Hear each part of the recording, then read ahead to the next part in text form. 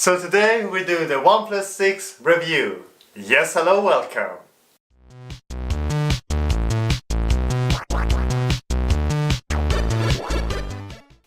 So I've been using the OnePlus 6 for about 2 weeks now, and I have to say it, OnePlus nailed it again. Performance for the price, they nailed it. So they give the other manufacturer a run for their money.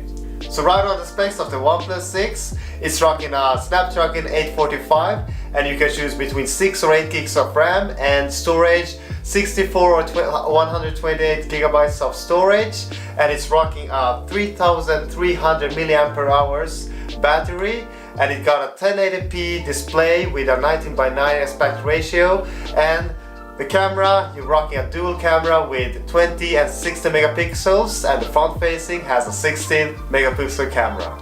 For the OS on the device, the OnePlus 6 rocks the Oxygen OS, which is basically the stock Android experience, but with some additional extra tweaks. And you can expect nothing less from a beast like this with these specs. It runs very smooth and snappy, and it's just a power beast.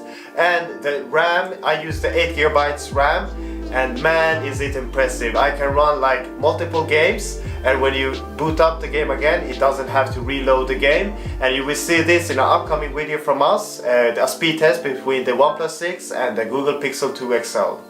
With this 3300 milliampere hours battery and the 1080p AMOLED display, this phone gets an amazing battery time. I get to 5 to 6 hours of screen on time, and on a day-to-day basis this handles from morning to evening without a problem. I don't have to charge it.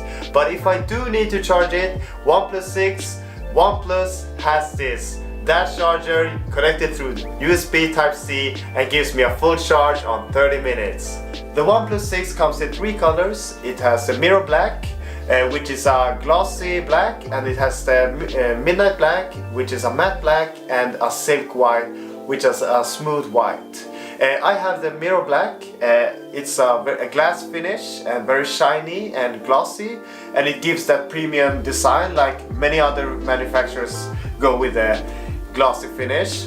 But this phone is very slippery, and I hardly use it without a case.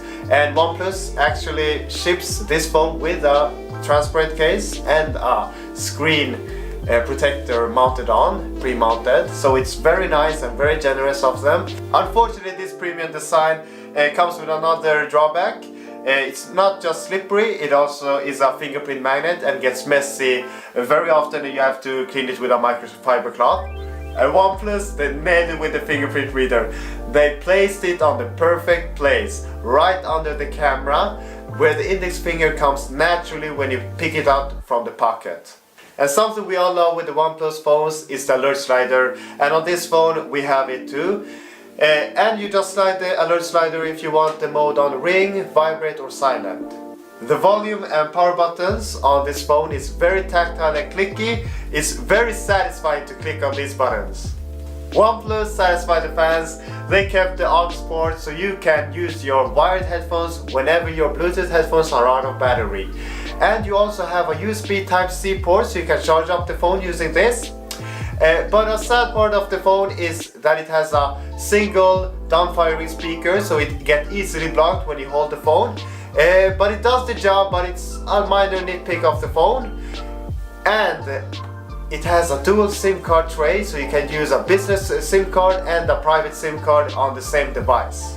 So it's 2018 and the notch trend is here, and the OnePlus 6 jumped on the train. Personally, it doesn't bother me so much. I use the phone and I hardly even notice the notch. But if it does bother you, you can turn it off and the screen will black it out on the top, so it will be a black bar on the top. On to the camera. The OnePlus 6 has a great low light performance. This is a picture I took in the night, and still you can see all the colors, very vibrant, and it looks very crisp. So I'm very impressed of the camera. And these are some pictures I took on a summer day here in Sweden, and it looks very nice and perfectly saturated with the green colors here. And I'm very impressed of the daylight performance also of the camera. This is the portrait mode on the OnePlus 6 rear camera. And it, as you can see, it does give that portrait feeling. It blurs out the background, but my personal opinion is it's a little too strong regarding my taste. What do you think? I think it gives a little too much blur on the background and it gets a little unnatural. This is the front-facing camera of the OnePlus 6, and as you can see, it's a really nice camera. It really captures the vibrant and greens of the background, and my face is very smooth.